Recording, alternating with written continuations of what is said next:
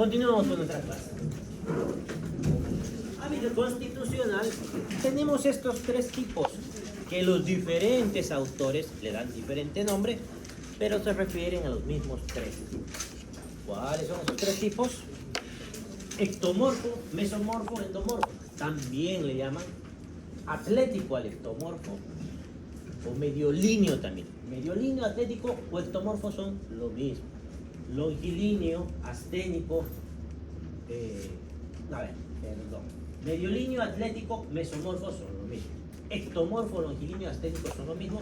Brevelíneo, pícnico, endomorfo son lo mismo. Básicamente, ¿qué le está diciendo? Si el paciente es muy alto, delgado, si el paciente es atlético, si el paciente es bajito, gordito. ¿Y por qué nos importa eso en la historia clínica? Hay patologías más comunes en algunos de estos hábitos constitucionales. Por ejemplo, los pacientes endomorfos, ¿qué probabilidades tienen de enfermarse? Obesidad, bueno, la obesidad ya per se. ¿Qué más? Diabetes, hipertensión, aumenta su riesgo cardiovascular, etc. Facies. Las facies básicamente son los gestos de la cara, cómo se ve el rostro. Y no solamente la textualidad, sino el color y la simetría del rostro. Cuando no hay, y aquí tenemos dos probabilidades. Si el paciente tiene una facies como la de ustedes, que se encuentra dentro de los términos normales, ¿hemos dicho que normal se pone en la historia clínica? No, entonces le cambiamos de palabra. Facies compuestas en este caso. Y la otra posibilidad es una facies descompuesta. Descompuesta no se anota. ¿Por qué? Compuesto es que está normal, descompuesto, ¿cómo? ¿Qué facies estamos encontrando? Ahí se nos abre un abanico de probabilidades. Por ejemplo, las facies del jugador de póker, que es en el Parkinson que se ve. Facies del jugador de póker que tiene muy poca textualidad, casi no hace gestos ese paciente. La facies hipertiroidea. ¿Qué es el hipertiroidismo?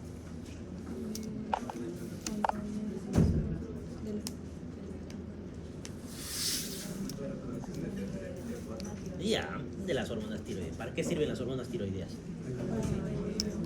Muy bien. Entonces, si un paciente tiene hipertiroidismo, ¿qué le está sucediendo? Y eso significa que, ¿cómo se lo ve al paciente? Ya, si tiene el metabolismo acelerado, tiene taquicardia, ¿qué más? Diaforesis, está sudando, no le cae muy bien el calor, por ejemplo. No se siente muy bien el calor. ¿Qué más? Ahora vamos a hablar del exoftalmo. Está muy bien el exoftalmo, que la facies característica tiene ese exoftalmo. Es un paciente delgado, siempre está temblando, siempre está acelerado. ¿Y el hipotiroideo?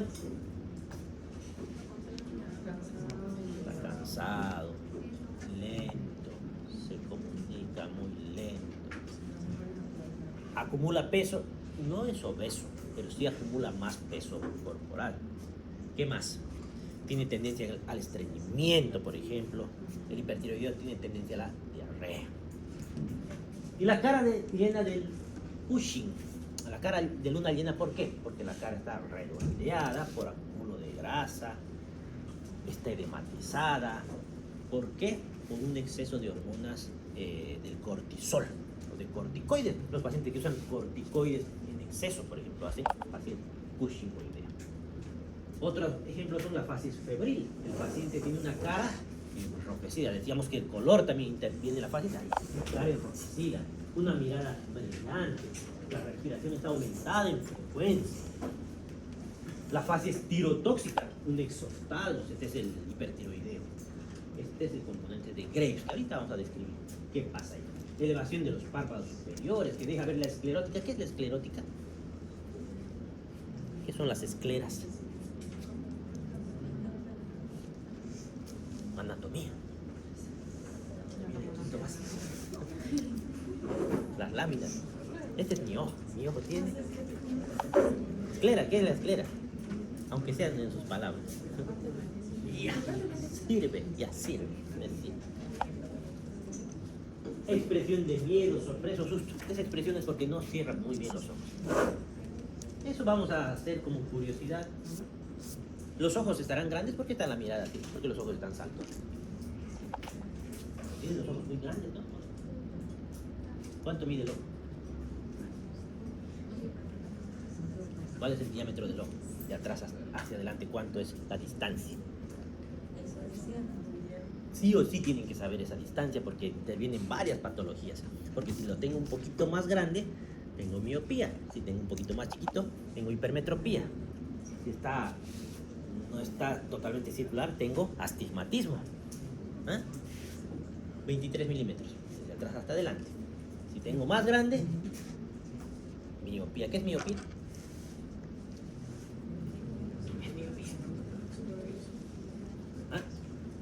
Las personas que no pueden ver de lejos, no ven muy bien. Y las personas que no ven de cerca, ¿qué tienen? Hipermetropía. Astigmatismo pueden tener las dos cosas. Cuando lleguemos a la parte de ojo les voy a explicar bien cómo funciona. Ahora no tanto. Ahora, este ojo del hipertiroideo, ¿habrá crecido el ojo o qué ha pasado? ¿Qué tipo de enfermedad es la enfermedad de Graves-Bassett-Down? Es una enfermedad autoinmune, por si acaso. Cuando hablamos de enfermedades autoinmunes, ¿a qué nos referimos? Ya, se desconocen algunas partes del cuerpo. Y el cuerpo dice, casos es parte del cuerpo. Y en el caso del hipertiroidismo, ¿cuál creen que es la glándula tiroides? La tiroides. Pero algunas partes del cuerpo molecularmente se parecen. Y una de las partes que se le parece, aunque no se le parezca físicamente, es los músculos del ojo, la grasa periorbital. ¿Qué se llaman los músculos del ojo? ¿Cuál? El rico, no, ¿qué más tiene? Recto, externo, ya, estamos bien. El elevador de los párpados nomás, si quieren, de adorno. Por eso que no puede, que eleva la mirada. Se inflaman, como se afectan estos músculos, esa grasa periorbital, se inflama. Y al inflamarse, ¿qué hace? No es que el ojo sea más grande, ¿qué? Protruye, para que se vea sobresalido. Y no están en el mismo nivel, por si acaso. No están simétricamente protruidos. Por eso tienen diplopía. ¿Qué es diplopía? Ver doble, ¿no? Fase renal. Un paciente pálido, con la cara hinchada. A ver, esto de enfermedades, la fase renal que se ve en los pacientes con insuficiencia o enfermedad renal crónica. ¿Qué es una enfermedad renal crónica? ¿Qué entienden por enfermedad renal crónica?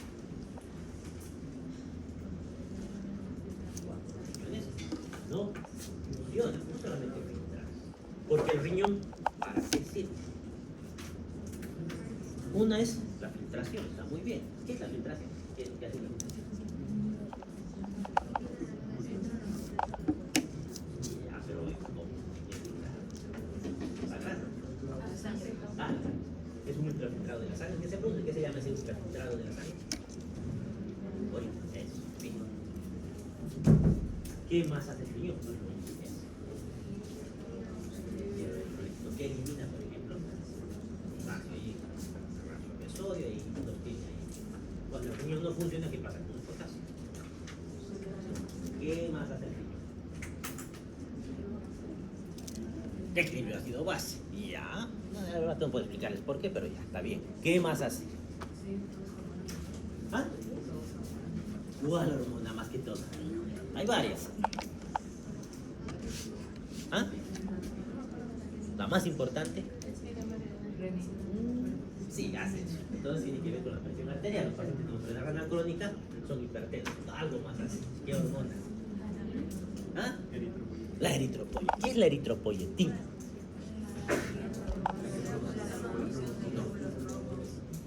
Pero no produce. ¿Quién produce los glóbulos rojos? Eso.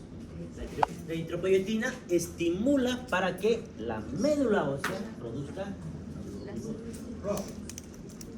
Y si mi riñón no funciona, ¿cómo esperan que esté ese paciente? Anémico. Y si está anémico, ¿cómo va a estar su piel? Pálido. Edematoso, dice. ¿Qué es el edema? ¿Saben? Creo que algo les he hablado. Ahora les voy a explicar bien. ¿Qué es edema? Y ya, está muy bien. Pero ¿y dónde se retiene eso? Y ¿por qué se retendrá en el intersticio? Vamos a repasar algunas cosas que ahí tiene que ver el riñón. Y ahí vamos a aprovechar para hablar de insuficiencia cardíaca, cirrosis y todo. ¿Qué es la presión coloidosmótica? No solamente la proteína, pero lo que más es la proteína. ¿Quién más que todo? La proteína. Cuando el riñón no funciona, empieza a perder albúmina, pierde proteínas. Por tanto, va a bajar mi presión coloidosmótica. Y si baja mi presión coloidosmótica, ¿para qué sirve la presión coloidosmótica? Para retener ¿dónde? En el compartimiento. ¿En qué compartimiento está la albúmina? Está paseando en la intravascular, ¿no? Entonces, si pierdo líquido de mi espacio intravascular, ¿hacia dónde se va a ir ese líquido? Al intersticio. Y a eso lo llamamos edema. No es el único motivo, porque aquí pasan dos cosas, no solamente pasa eso, también es el aumento. ¿Sí? ¿Quién es el otro, aparte de la presión coloidosmótica que interviene en el equilibrio? La presión hidrostática. ¿Y de qué depende la presión hidrostática? ¿Qué es la presión hidrostática? La cantidad de volumen que está circulando vasos sanguíneos, la cantidad de sangre. ¿Y de qué depende? De cuánto líquido está circulando. Si aumenta esa presión, ¿qué va a pasar? Voy a vencer mi presión coloidosmótica, igual se va a salir el líquido del intestino. Y en el caso de nuestra compañera me habló de algo interesante que es el sistema renina-angiotensina-aldosterona. ¿Se acuerdan de qué era? ¿Qué es la renina? ¿Qué hace la renina?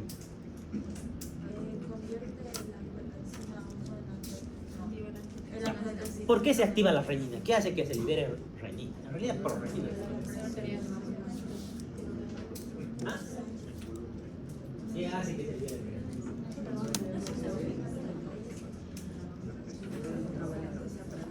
Eso, la arteriola aferente o aferente era aferente. Y si no entra sangre a la arteriola aferente, está bajando la presión ahí. Entonces la orden se libera prorrenina, renina. ¿La renina qué hace? Que se libere angiotensina. ¿Dónde? Angiotensina 1. ¿Dónde se produce esa?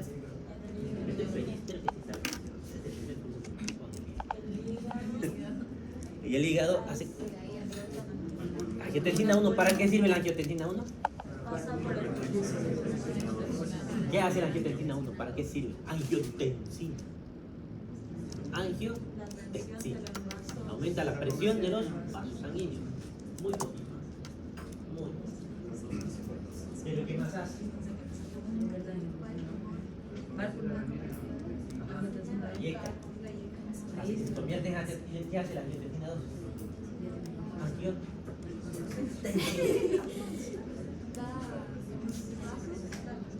Hace lo mismo que la otra, pero mejor. Bueno, ese sí sube la presión, aumentando la resistencia vascular. ¿Ya? Y luego, ¿qué hace? No solamente hace eso, algo más. Algo más. ¿Sí?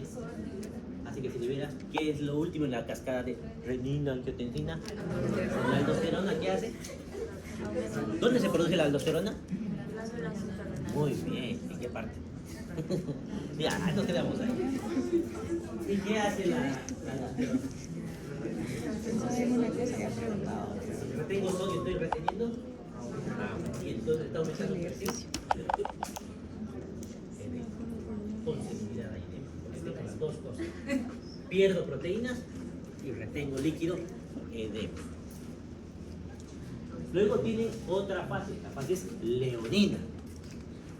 Bueno, para retroceder eso, ven un paciente edematizado de la cara y pálido, lo primero que tienen que pensar es que tiene algo en el riñón, enfermedad renal crónica. Fase leonina es la fase característica de la lepra: engrosamiento de la piel, de la nariz, los labios, caída de las cejas, la cola de las cejas más que todo su piel. Fase leonina.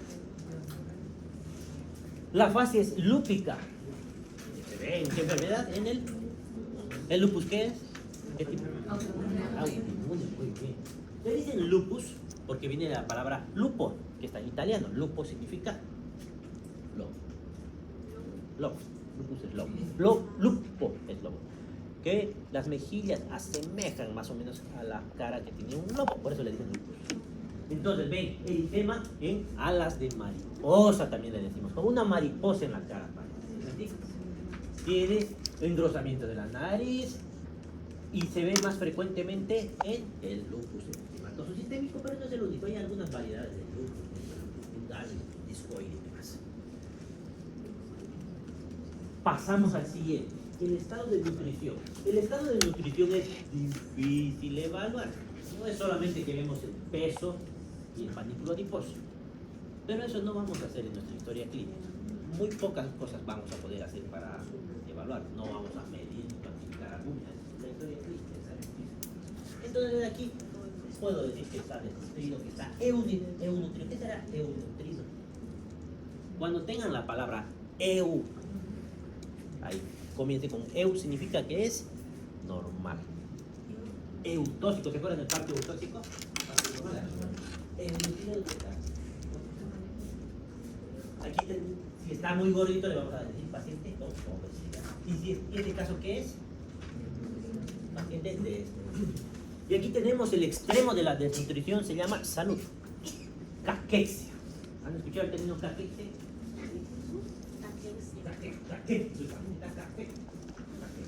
Es la desnutrición extrema. Piel y huesos. Esto es caquexia. ¿En qué patología vamos a ver caquexia? ¿Qué enfermedades podemos ver esto? Tuberculosis. ¿Qué más? Cáncer. ¿Por qué es el cáncer? ¿Qué es el cáncer?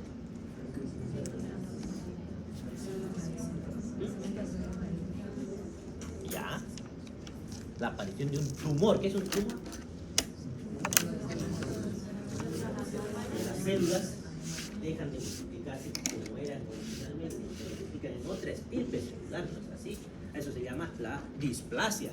Esa displasia celular, cuando empieza a desbocarse y crece demasiado y rompe la membrana basal y hace metástasis, ya le llamamos cáncer, ¿no es así? Cuando va a distancia. ¿Y el cáncer por qué hace que los pacientes se desnutran? ¿Qué les pasa a esas células que entran en displasia? Hacen lo mismo que cualquier especie de ser vivo. Quieren multiplicarse, expandirse y crecen desproporcionadamente, dañando a otras células. ¿Y qué más hacen? Para crecer una célula, ¿qué necesita? Nutrientes, energía. Entonces van a consumir todos los nutrientes de ese individuo para crecer ese tumor. De esa manera, ¿cómo hacen para crecer las células, ese tumor? ¿Qué va a necesitar aparte de que en los estudios de imagen, vamos a ver, por ejemplo, con contraste, van a necesitar mayor irrigación, más sangre van a necesitar? Por eso esos tejidos, una de las formas de diagnosticar es con estudios de contraste, se ven llenos de sangre. Consumen más glucosa, si eso vamos a ver en los estudios de PET scan, y más adelante les voy a explicar lo que es un PET scan. Está lo de hidratación. Se evalúa mediante la inspección y palpación. Hidratación. ¿Qué opciones tenemos aquí? Creo que no dice. El paciente solamente tiene dos opciones. El paciente o está hidratado o está deshidratado. No me van a poner semihidratado. Cada vez que vean semihidratado, traducción es: no sé qué estoy haciendo en este lugar. Ya, no hay semihidratación. No sé por qué le gusta a la gente poner eso. Lo que puede haber es deshidratación, hidratación. Y la deshidratación podrá clasificarse de lo moderado a severo.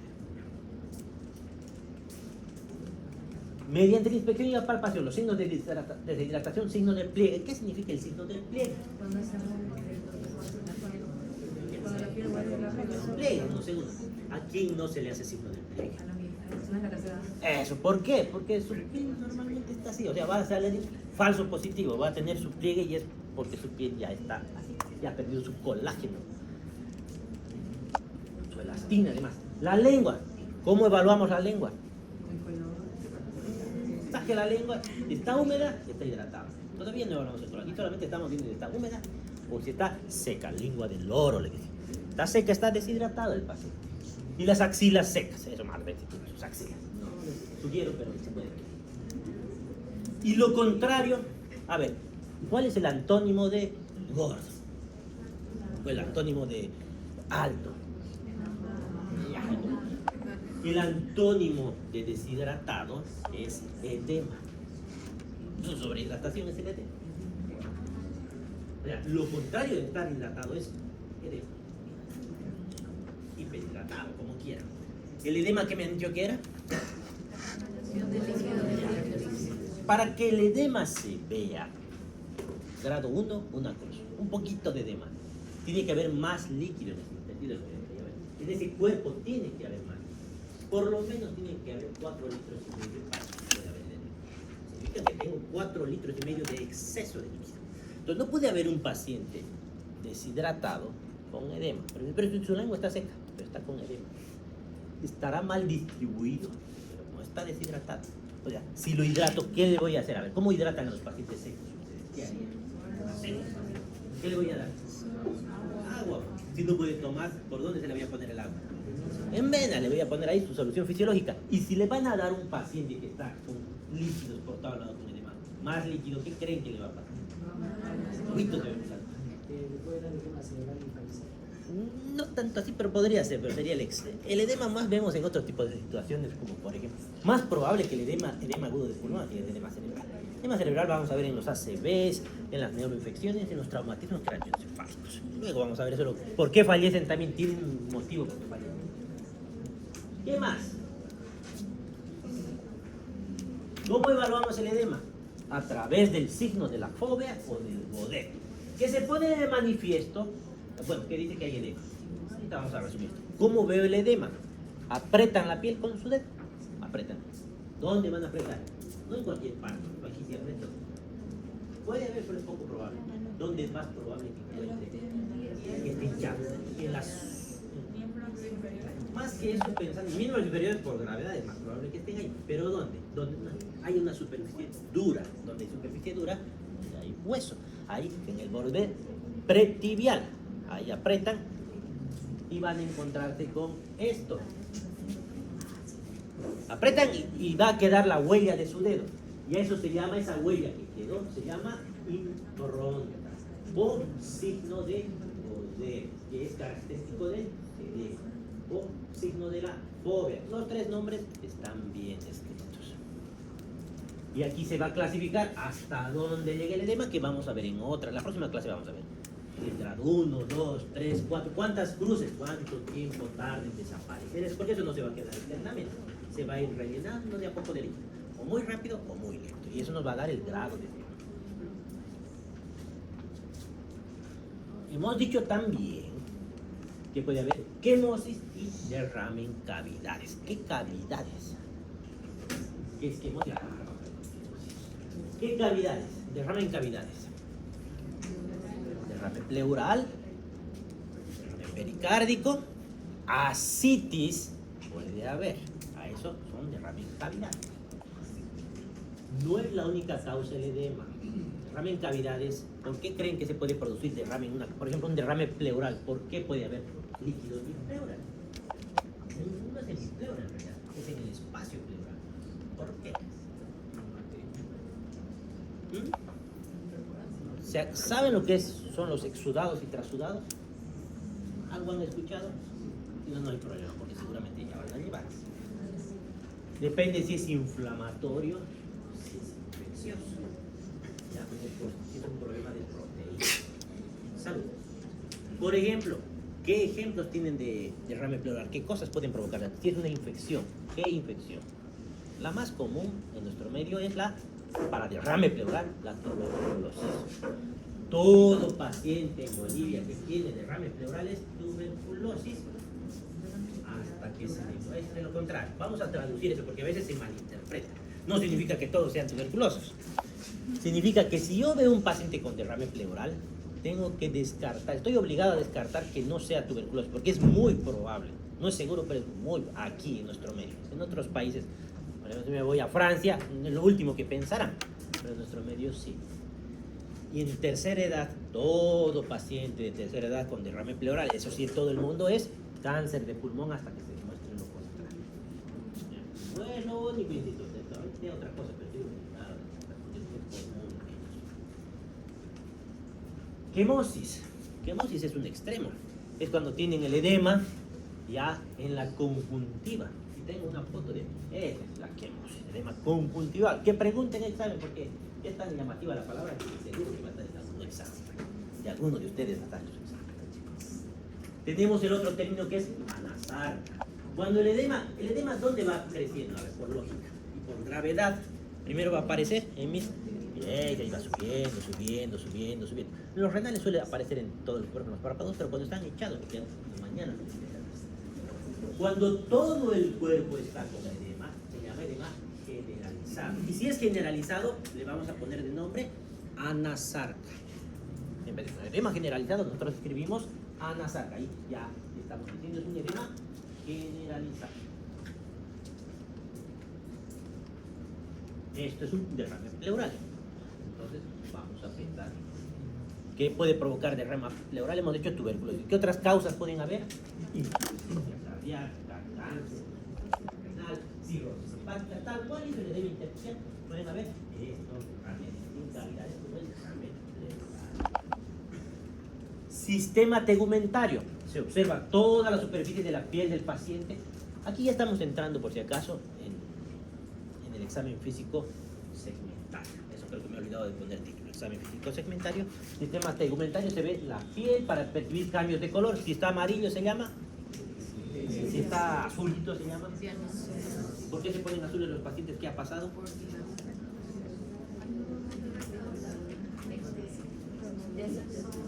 Por aumento de la desoximoglobina. ¿Es así? Procesos de mala oxigenación, pero el color no le da que no haya oxígeno, el color le da que haya más hemoglobina sin oxígeno, la desoximoglobina. Hay patologías que tienen mayor desoximoglobina y que están saturando normal, por si acaso. Son patologías. Porque hay varios tipos de hemoglobina. La hemoglobina fetal, por ejemplo, algunas alteraciones, así que vean ancianos, chicos. También se ve, es un tumor aquí. ¿Qué vamos a considerar? Si estamos viendo sistema tegumentario, piel, un tumor, toda masa en el examen físico se considera tumor. Es una masa, un tumor. Ahora, esa masa, ¿qué será? Veo cicatrices, otros elementos dermatológicos. Ahí se describen las cicatrices. Por ejemplo, las cicatrices de la cirugía suelen poner el nombre de la incisión. La cicatriz es así. Se observará asimismo el trofismo. ¿Qué es trofismo? Que vamos a ver de nuevo más adelante. El trofismo muscular, el trofismo muscular. El grado de desarrollo del organismo.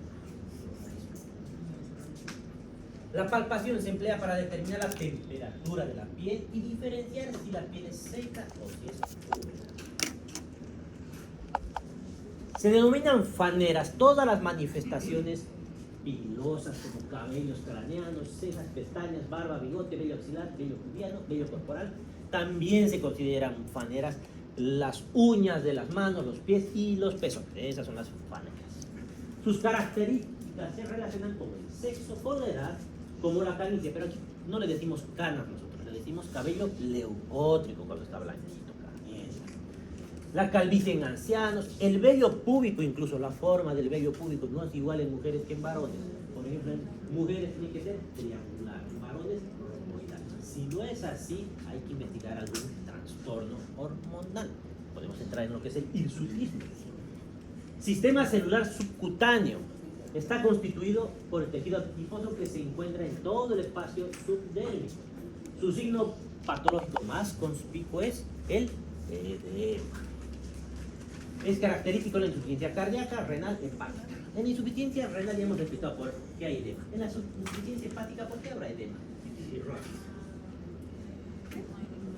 En la cirrosis, ¿por qué hay edema? En los renales ya sabemos por qué, porque se pierde albúmina. En los cirróticos, ¿por qué habrá? Porque el hígado es el que produce la albúmina. Si mi hígado está mal, que es el que produce la albúmina, pues voy a tener poca albúmina, por tanto voy a tener edema. Es característico en ellos la citis más que el edema de las miembros del miembro. Ellos hacen mucha citis por la hipertensión portal. En los cardíacos, ¿por qué habrá edema? Aumento de la presión hidrostática. En ellos no tienen tanto problema de proteínas, pero tienen el problema de que ese corazón al no bombear acumula sangre atrás. ¿Atrás qué es? Atrás del corazón izquierdo está el pulmón, atrás del pulmón está el corazón derecho, atrás del corazón derecho está el sistema venoso y ahí ven irritación yugular, hepatomegalia, edemas. Edemas es falla del corazón derecho, por si acaso, no de la izquierda. ¿Qué más van a ver? Otros hallazgos son nódulos, que son masas, los tubos gotosos, los lipomas y los quistes sebáceos, que eso van a ver. Sistema linfático, aquí ¿qué vamos a evaluar? Los ganglios. Los ganglios se pueden palpar normalmente, no se palpan. Entonces, ¿para qué nos buscamos? contrario, porque si se palpan, estamos describiendo posibles patologías. ¿Y cuándo se van a palpar? En un ganglio está infartado, está inflamado, es una pelotita. Ese ganglio, ¿cuándo se va a infartar? ¿Cuándo se va a inflamar? En infecciones. ¿Cuándo más? ¿Cuándo más? ¿Tiene más? Eso es una infección. ¿Qué más aparte de infecciones? También infecciones más infecciones. Neoplasias, leucemias, etcétera. Esto cuando les duele la garganta y están resfriados y tienen su amigdalitis, ¿alguna vez han tocado aquí? ¿Qué será esto? Nunca se les ha inflamado. ¿Alguna vez se les ha inflamado? ¿Qué es eso? Eso es un ganglio. No es su amígdala, por si acaso. No puede. ¿Dónde está su amígdala? Tendría que ser de este tamaño la amígdala, a ver, desde aquí adentro hasta aquí. Es el ganglio centinela de la amígdala. Y así, yo diría, por ejemplo, si yo palpo un ganglio supraclavicular izquierdo más que todo, es posible que haya un cáncer de estómago, un cáncer de páncreas. Entonces, tiene de dónde drenan su ganglio, dependiendo, nos van a decir qué tipo de lesión va a haber. ¿Dónde voy a buscar? En las cadenas ganglionares submaxilares, carótidas del cuello, de la nuca, supraclaviculares, axilares, epitrocleares, inguinales. Y al ver estas palabras, ¿cómo tienen que realizar los ganglios? Guantes, van a tocar axilas, van a tocar zona inguinal, guantes, bioseguridad. Sistema venoso superficial. ¿Y qué cosas vamos a evaluar? Buscamos las venas superficiales. Tenemos que prestar atención a las dilataciones. Si se dilata una vena se llama varices. Y la dilatación de las venas, ¿qué va a hacer? Que el flujo que... ¿Por qué se va a dilatar una vena mejor? ¿Qué hace que se dilate una vena? Hay mucha presión ahí. ¿Y cómo es el sistema para que avance la sangre en las venas? Es igual que las arterias. ¿Necesitan qué? Válvulas. Si esas válvulas por la dilatación se abren, no van a volver nunca más a su lugar. Y eso hace que se pueda dilatar más formación de varices. Y si la sangre, ¿qué le pasa a la sangre que está pasando por esa dilatación? Va a circular normalmente, pero ya no hay ni válvula. Tiene mayor probabilidad de éstasis. ¿Qué es éstasis? Que no se mueve. Si no se mueve la sangre, ¿qué le pasa? Se puede coagular. Si se coagula, le llamamos trombosis. ¿Cómo es de vena? Trombosis venosa. También podemos encontrar flebitis. Cuando termina todo en itis, ¿qué está? Flebo, que es vena, flebitis, inflamación de la vena. ¿Cuándo se va a inflamar la vena? Por ejemplo, los pacientes internados que les ponen sus vías por infecciones, porque haya trauma en esa vena, pueden inflamar, y hacen flebitis, y duele un buen tiempo, y se pone toda la vena como si fuera un cable, un alambre, por unas semanas por si acaso. Así como la presencia de trayectos venosos alógenos, que es la circulación colateral, que es, por ejemplo, en el abdomen no deberían verse las venas. Y ahí se ven como dilataciones, como varices en el abdomen. Pero ¿y por qué ahí tendría que haber varices? No tendría sentido. Lo que pasa es que está apareciendo circulación colateral, circulación que no debería estar ahí, buscando saltarse algo que no les está dejando pasar a la sangre, que es en el caso de la cirrosis hepática. La cirrosis hepática, el hígado se vuelve como una piedra pequeñita y la sangre que tiene que pasar por la porta no puede, por algún lado tiene que volver esa sangre. Se salta al hígado y las venas que estaban... ¿En quiénes han visto venas? ¿Alguna vez han visto venas en abdomen? Han debido ver alguna vez en su vida venas en abdomen en un paciente normal. Recién nacidos. Porque cuando no han nacido los niños la circulación no es igual. Tiene un trayecto diferente. La sangre entra por arteria umbilical.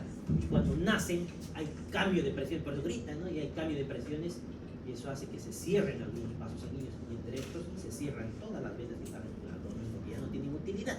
Por eso todavía se ven en los niños recién nacidos algo de venas ahí. Estas venas en los cirróticos vuelven a abrirse, vuelven a aparecer o aparecen nuevas venas que están queriendo saltarse al hígado.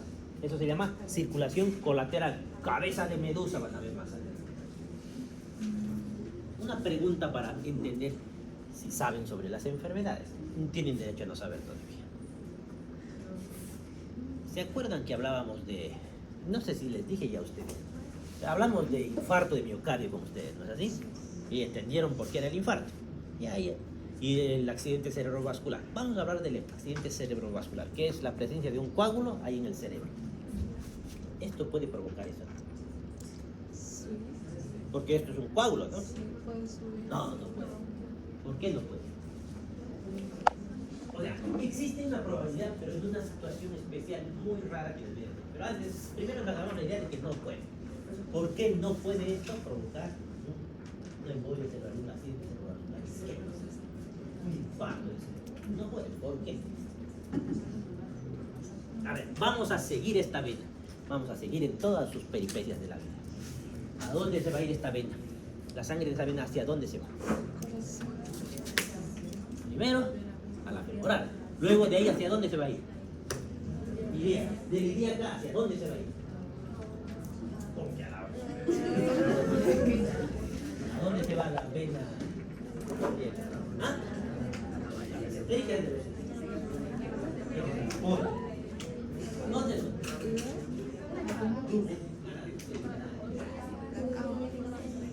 ¿Y a dónde caen eso? Y de ahí hacia arriba.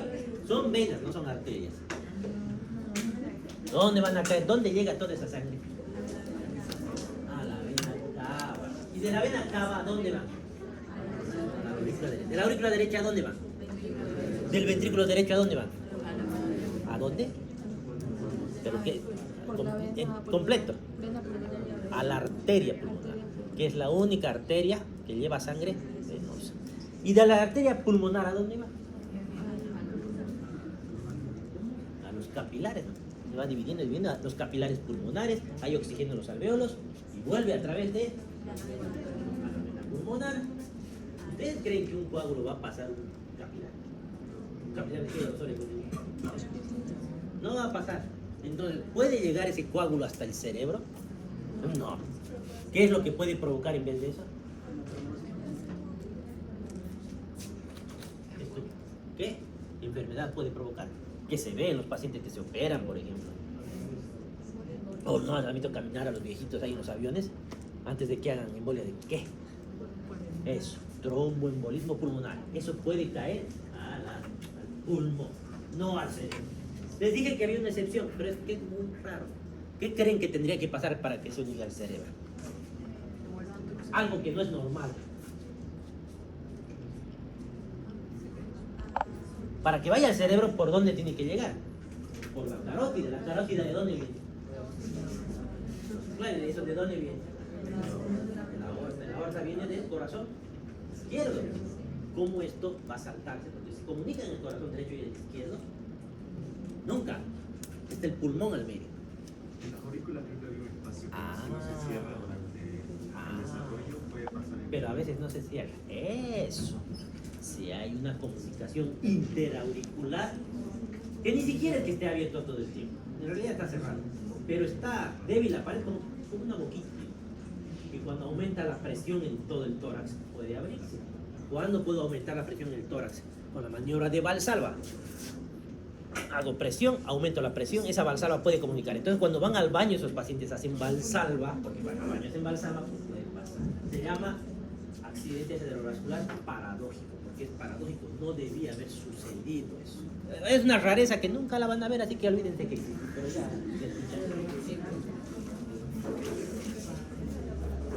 Sistemas osteoarticulomusculares. Bueno, el osteoarticulomuscular. Los huesos se observan modificaciones de la forma, simetría. ¿Cuándo van a haber deformado un hueso? Hueso. Cuando se ha fracturado, ¿verdad? Es una de las posibilidades.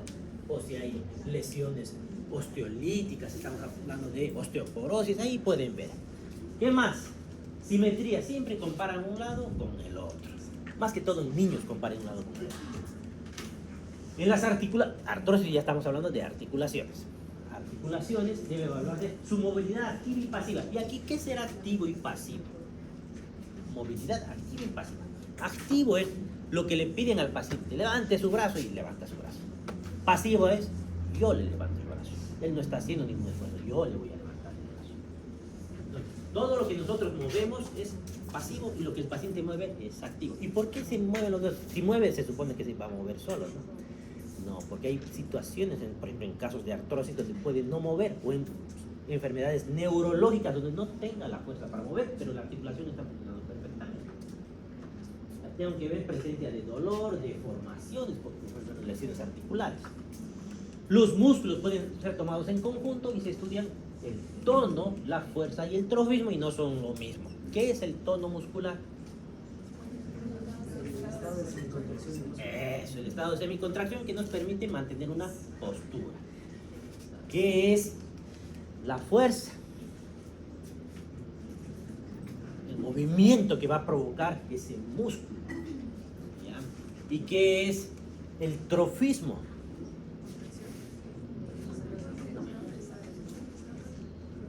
Hace rato hemos dicho el trofismo de la piel, el gran desarrollo. Entonces, si está grande o pequeño, el músculo puede estar hipertrófico, puede estar atrófico, pero también puede estar atónico, que esté sin ninguna contracción. Puede tener fuerza o no fuerza. La fuerza, no se olviden que no depende de la hipertrofia, depende del número de fibras musculares. Obviamente va a mejorar con la hipertrofia, pero lo que más eficiente es el número de fibras musculares. Cabeza. Se observan los diámetros longitudinales y transversales. Aquí tenemos la cabeza normal, longitudinal, transversal. Longitudinal, transversal. ¿Qué opciones tenemos? La dolicocefalia, con un alargamiento del diámetro longitudinal. Braquicefalia, aumento del diámetro transversal. Plagicefalia, que es asimétrico.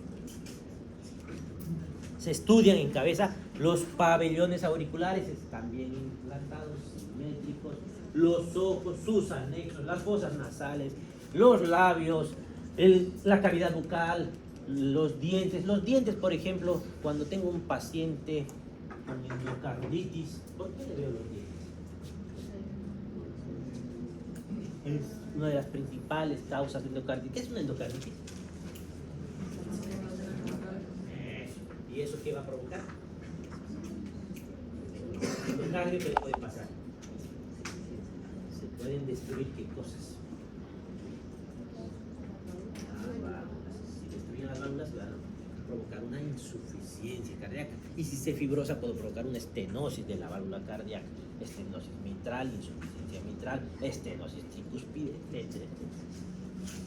¿Y cómo voy a diagnosticar una insuficiencia mitral o una estenosis tricuspidia?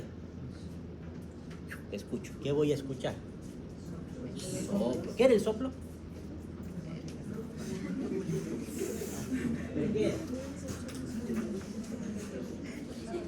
¿Por qué se producía el soplo? El soplo es el cambio del flujo de laminar a turbulento. Y si el soplo se palpa, se llama freno. Entonces vamos a ver más adelante. No se preocupen todavía. ¿Qué más vamos a ver? Entonces por eso tenemos que ver todas las piezas dentarias que están bien. La lengua, la mucosa yugal, las amígdalas, las fauces. Se pueden estudiar los pares craneales en este momento o en el examen neurológico. Yo estudio en el examen neurológico, no estudio en cabeza. Cuello, van a ver si es cilíndrico, si es simétrico, si hay edema, si hay masas, si hay ¿qué latidos van a ver en el cuello? ¿Qué puede latir en el cuello? ¿Puede latir? Puede. Pero en general, ¿qué van a ver latir? ¿La yugular late o no late? Hay una pregunta medio capciosa. ¿Las venas laten o no laten? La yugular late. Pero se ve cómo se expande. Pero si ustedes tocan, no se siente. Solamente se mueve, pero sin introducir ninguna fuerza. Ustedes tocan el latido yugular, no se siente. Cuando tocan, ¿qué es lo que van a hacer? De latidos con seguridad, eso es una arteria. Eso es una pregunta medio capciosa, porque solo es el único lugar donde se ve latir una vena, la yugular. ¿Qué será ingurgitación yugular? Esto es ingurgitación yugular. Está ingurgitado, está lleno de líquido, está lleno de sangre en realidad, está inflado. ¿Y cuándo van a ver ingurgitación yugular? La insuficiencia cardíaca derecha, más que todo pueden ver. Si ven ingurgitación yugular, que está inflada esa vena, debe ser una insuficiencia cardíaca derecha. pero tiene su redundando perro. Depende de la posición del paciente. Esta es la cabecita del paciente y aquí está su cuello. Aquí hay ingurgitación yugular.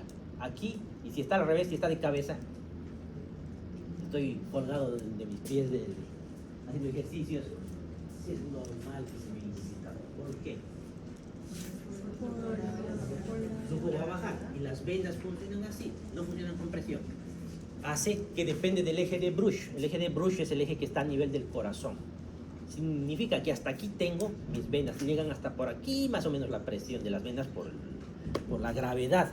Por tanto, si yo estoy parado, no debería estar infladas mis venas del cuello. Si se ven, se llama ingurgitación yugular. Si estoy echado, por gravedad están al mismo nivel de mi corazón, puede haber ingurgitación de forma normal. ¿Cómo evaluamos al paciente entonces? Lo sentamos o lo echamos 45 grados, significa con una almohada. Si está con almohada y se ve eso recién se llama ingurgitación yugular, por si acaso. ¿Qué es bocio? Eso. Ahí. La palpación. ¿Y cuándo vamos a ver bocio? Hiperhipotiroidismo. Más que todo se ve en hipotiroidismo. ¿Por qué crece la glándula tiroides? ¿Por qué hay bocio? Aquí hay harto bocio, ¿no? Bueno, había en Vallegrande. Por eso ha habido una ley que ha dicho que la sal de Bolivia tiene que ser iodada, porque había análisis de yodo. En general no debería, pero en nuestro medio sí había. ¿Qué pasa con ese yodo? ¿Para qué sirve el yodo? ¿De qué están hechas las hormonas tiroideas? De yodo. Si no hay yodo, pues va a haber hipotiroidismo. Entonces, ¿por qué hay bocio? Hay poco yodo, ¿qué va a hacer la glándula? Si hay poco yodo, ¿qué hace esa glándula tiroidea? Va a hacer mucho más trabajo, se va a hipertrofiar para compensar esa falta de yodo y va a crecer. Pero no es el único causa. Si está inflamado por una tiroiditis, por ejemplo, puede hacer hipertiroidismo y tener también bocio. Eso por si acaso, escuchan. En las dos situaciones puede llegar a ver. Pero en general se ve por hipertrofia porque necesito trabajar. Y el bocio y el hipotiroidismo en los recién nacidos, ¿qué se llama?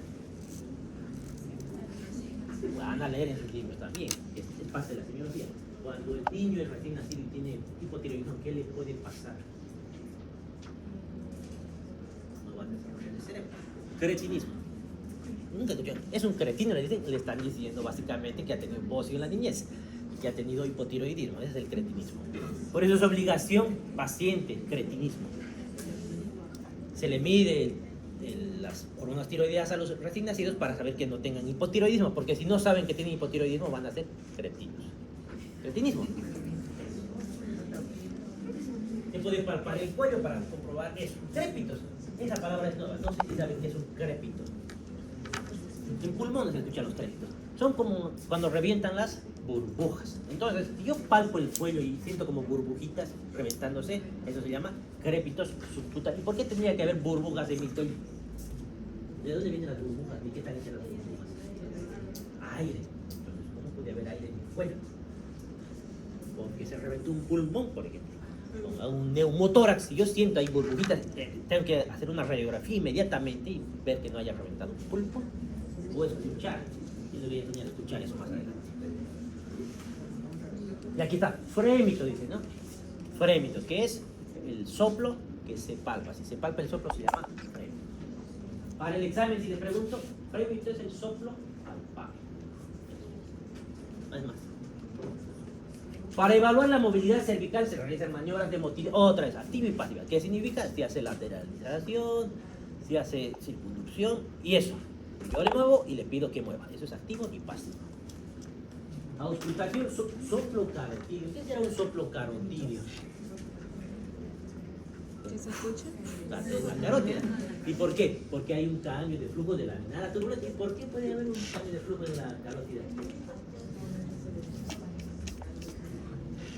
Algo está obstruyendo o algo que es más probable en el caso de la carótida. Aneurisma.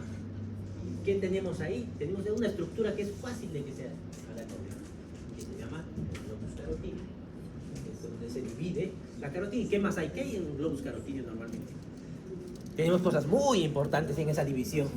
Tenemos los receptores de qué? ¿Ah? Para la presión, los varoreceptores. ¿Qué más tenemos? Más receptores. Sí, esos pacientes, ahí es común en el globus carotídeo, ahí se hinchan. Si escuchan soplo es por eso. Globus. G-L-O-M-U-S. Globus. Sí, suena raro. Glándula tiroides. Si escuchan soplo en tiroides, es una tormenta tiroidea, es una enfermedad de Graves-Dasdown en su extremo. Está haciendo tormenta tiroidea. Está liberando demasiada hormona tiroidea. Ese paciente puede fallecer en cualquier momento. Hay que meter a terapia intensiva y revertir ese hipertiroidismo. Hay forma de revertir, pero no suelen salir muy bien estos pacientes. Tormenta tiroidea. Tórax. Tórax. Examinan los aparatos respiratorio y circulatorio, que es el corazón y los pulmones. En general se observa la conformación torácica para poner en evidencia aspectos constitucionales como malformación. El tórax puede cambiar, parece una pera, como que mi esternón en vez de estar así, puede estar expandido, como de los pollos, la quilla de los pollos, se llama, por eso, tórax carinatum, la carina. Y si está muy hundido, el tórax en zapatero, le dicen, ¿no? También el tórax está expandido todo el tiempo. Se ven en los pacientes con enfisema pulmonar. Los pacientes que tienen EPOC, por ejemplo, si hacen enfisema pulmonar, están todo el tiempo inspirados. Y además están hiperinspirados. Los pacientes con crisis asmáticas. ¿Qué es el asma? Es la inflamación del bronquio. Y ya. ¿Y qué produce esa inflamación del bronquio? Que no entre. Entra. Va a entrar, no. Bueno, entra más o menos. Es el estado de broncoespasmo, ¿no? Hacen broncoespasmo los pacientes. Se inflama ese bronquio y hace broncoespasmo. ¿Por qué? Que se cierra el bronquio. Ese músculo hace que se cierre. Y si se cierra el bronquio, ¿qué va a pasar? En realidad meter aire no es difícil. Lo difícil va a ser botar el aire, porque se hace como una válvula en esos bronquios. Al ser válvula, entra el aire y no sale.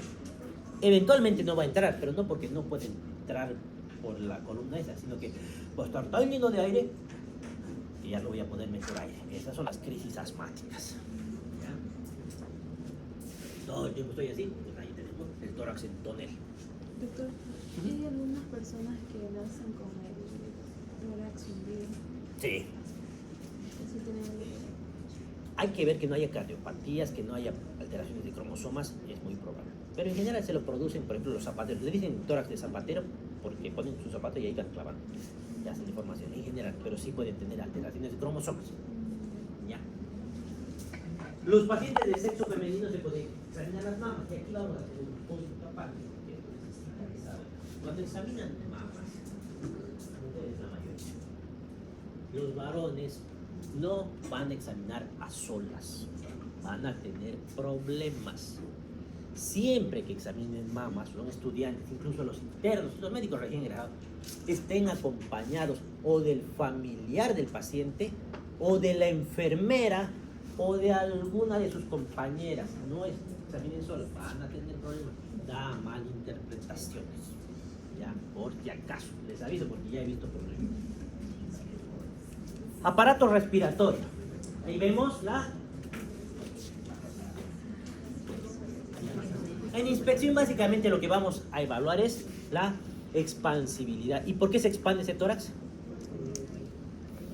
El aire, y el aire hace que se inflen los alveolos. Son millones de alveolos, entonces eso hace que se expande ese tórax normalmente. Aquí tenemos un término, ¿qué es taquipnea? Eso. ¿Qué era taquicardia? ¿Bradicardia? Taquipnea, bradipnea, taquisfignia, pulso. Que siempre le preguntan en el examen qué es taquisfignia y le responden cualquier cosa. Taquisfignia es aumento de la frecuencia del pulso. Dice, pero sí lo mismo que el corazón. No. Pulso, taquisfignia. Bradisfignia, disminución de la frecuencia del pulso. Hipopnea y batipnea lo vamos a dejar ahí. Es problemas con la expansibilidad y la frecuencia respiratoria. Por ejemplo, una batipnea es que expande demasiado, pero no tan rápido. Hipopnea es que expande muy poco y muy lento. Está en paradipnea, pero ni siquiera está expandiendo muy bien. Vamos a ver más adelante, porque hay varios tipos de respiratorios que aquí examinamos, como la respiración de Kussmaul, Biot y demás. Aparato circulatorio, igual, inspección, palpación, percusión, ocultación. Y aquí se aprovecha para evaluar los pulsos periféricos y la presión arterial. Abdomen. El examen de abdomen investigará también el aparato digestivo y el genitourinario. Aquí tenemos inspección, auscultación. ¿Por qué era auscultación? ¿Por qué no palpación y percusión? Inspección, palpación, percusión. Siempre es inspección. ¿Y aquí qué ha pasado? Me he equivocado. ¿Arreglaremos este error o qué ha pasado? Ah, en abdomen, ¿por qué es diferente? ¿Por qué? Primero es inspección, siempre es inspección y luego palpación. Pero si yo palpo abdomen, voy a tocar los intestinos, voy a activar el peristaltismo. Y si activa el peristaltismo, van a aumentar los ruidos hidroaéreos. Y cuando ausculte, va a estar distorsionado. Por eso primero es inspección, luego auscultación sin alterar nada, luego recién percusión y finalmente palpación. ¿Ya? Aparato genital. Comienza con la inspección de los genitales externos. En el hombre se palpan testículos, epidídimos, la próstata mediante el tacto rectal. En las mujeres se hace tacto vaginal que permite la investigación del útero y de sus anexos. Eso lo van a ver en ginecobstetricia. Sistema nervioso. Se debe investigar las funciones cerebrales superiores, la motilidad activa y pasiva, la marcha y la sensibilidad superficial y profunda. Marcha, dice, ¿no? El paciente tiene que caminar, lo vamos a hacer caminar, incluso le vamos a hacer subir y bajar gradas. Y le vamos a hacer varios tipos de movimientos, de coordinación. Eso lo vamos a hacer más neurológico. Aquí dejamos. Los pares craneales se pueden evaluar aquí, pero en forma independiente, sin mezclar con el sistema nervioso. Y ahí básicamente acabamos lo que vamos a hacer el año, que es anamnesis y exámenes. Pasamos esta parte que yo casi no hago, pero se hace en la tutoría clínica, que es el resumen semiológico. En el resumen semiológico se ponen los datos positivos, o sea, lo que han encontrado de llamativo, ya no es toda la historia clínica, por cada parte del sistema. Y tanto de la anamnesis como del examen. Es una pequeña hoja, un pequeño resumen. Consideraciones diagnósticas. Aquí es el diagnóstico. ¿Qué tipos de diagnóstico van a tener? Pueden tener el diagnóstico sindromático, anatómico, funcional, etiológico, demás. Ese diagnóstico puede cambiar. Si ustedes le hacen un estudio complementario y se encuentran con que su diagnóstico estaba mal, se puede cambiar. ¿Pero dónde cambia? No cambia el diagnóstico. Y ya está hecho. No se modifica. En la evolución, en la siguiente evolución, cambian y justifican por qué han cambiado de diagnóstico. He diagnosticado neumonía. Le he hecho una radiografía y he encontrado una atelectasia. Entonces ya no es neumonía, ya pasa, es atelectasia. Describo la radiografía y justifico por qué he hecho un cambio de ese diagnóstico. No se cambian los diagnósticos ya escritos. Evoluciones diarias. Y aquí, una vez que el paciente ya está internado, van a pasar cosas. Va a pasar un tiempo y ese paciente puede estar igual, mejor o puede estar peor. Y ahí se hacen las evoluciones donde yo digo qué ha cambiado desde que le he hecho la historia clínica hasta mi evolución. Y es como una mini historia clínica, pero solamente los cambios. Que se hace con el SWOT, que es el subjetivo, objetivo, análisis y plan. Subjetivo es básicamente la anamnesis, objetivo es el examen físico, análisis es qué le ha pasado, cómo ha evolucionado. Y plan, qué voy a hacer yo con mi paciente. Tengo más fiebre, le cambiaré de antibiótico. Ha aumentado el leucocito, creo que mi antibiótico no lo cambiaré. Tiene un soplo que no había escuchado, llamaré a mi cardiólogo, entonces tengo mi plan. Eso vamos a ver en nuestra última clase del año. Análisis. Subjetivo, análisis, plan. La última clase del año vamos a ver eso con calma. Paciente de 55 años de sexo femenino, es un segundo día de diagnóstico, segundo día de internación con diagnóstico de insuficiencia cardíaca. Análisis asintomático, regular estado general, consciente orientado, bien, bla, bla, bla. Ese es el evolución. ¿Qué vamos a ver al final? No se preocupen. Va a ser la primera vez que les voy a dar evolución, porque no solía darles evolución. Epicrisis. La epicrisis, suelo preguntar y siempre me responden. constituye el momento culminante de la historia clínica, pero eso significa que es la última hoja de la historia clínica. Es el resumen de toda su historia clínica. ¿En qué momento se hace este resumen? Cuando el paciente se va de alta. Cualquier motivo que haya sido de alta, se está yendo. Pónganse que el paciente está internado un mes y se va a consulta externa para que se haga su control. ¿Ustedes creen que el médico de consulta externa se va a mandar una lectura de 200 hojas para ver qué tiene su paciente? No. ¿Qué va a hacer? Va a abrir la historia clínica, va a buscar la epicrisis, que en una plana tiene que estar descrito las 200 hojas. Un resumen de todo lo que haya pasado con ese paciente, porque no es necesario escribir todo. Un pequeño resumen, lo más relevante, y con qué se ha ido de alta. Esa es la epicrisis. Y ahí van a encontrar diagnósticos de ingreso, porque pueden ser diferentes.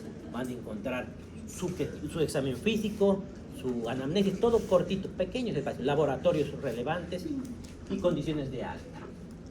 ¿Cuándo van a hacer esto? En el momento de alta o fallecimiento. Si el paciente se muere, igual tiene que tener una epicrisis, porque se ha muerto. Sí. Conclusión. En realidad no se justifica por qué se muere. Se murió nomás. La autopsia de por qué se murió. Le dirá si lo que hicieron estaba bien o mal. Conclusión. La historia clínica es el registro escrito de los acontecimientos psicofísicos y sociales pasados y presentes, referidos a una persona que surgen de la anamnesis, del examen físico y de la elaboración intelectual del médico, y que permiten el diagnóstico de salud o de enfermedad. Voilà, acabamos. ¿Dudas, preguntas? No hay. Mi grupo de práctica, ¿dónde está? Necesito hablar con ustedes, quédense. El resto pueden irse si quieren.